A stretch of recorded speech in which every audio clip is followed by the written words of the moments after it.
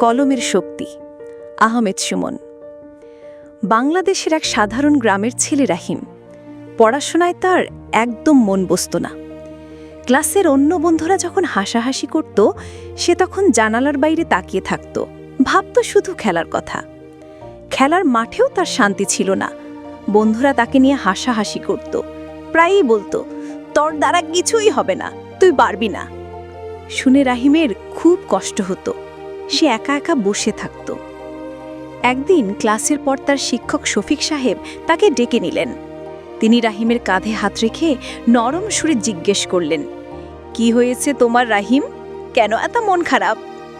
শফিক সাহেব তার হাতে একটি নতুন কলম দিয়ে বললেন, এই কলমটা কোনো সাধারণ কলম নয়। যদি তুমি এর সঠিক ব্যবহার করতে পারো, তাহলে তুমি পুরো পৃথিবী বদলে দিতে পারবে। শিক্ষকের কথাগুলো রাহিমের মনে গেঁথে গেল। সেই রাত থেকে সে নতুন উদ্যমে পড়াশোনা শুরু করল। রাত জেগে সে লিখত আর পড়ত, যেন কলমটাই তার সবচেয়ে বড় বন্ধু হয়ে উঠেছে। দিন যেতে লাগল। রাহিমের লেখার হাত ভালো হতে শুরু করল। সে এখন ক্লাসের সেরা ছাত্রদের একজন। তার খাতা সুন্দর লেখায় ভরে থাকত। শিক্ষকরাও তার অনেক প্রশংসা করতেন। কয়েক বছর কেটে গেল। রাহিম এখন কলেজের ছাত্র। সে লেখালেখি ছাড়েনি। তার স্বপ্ন এখন একজন বড় লেখক হওয়ার। সে দিনরাত পরিশ্রম করে তার প্রথম বইটি লিখছে। অবশেষে তার স্বপ্ন সত্যি হলো। তার প্রথম বই প্রকাশিত হলো।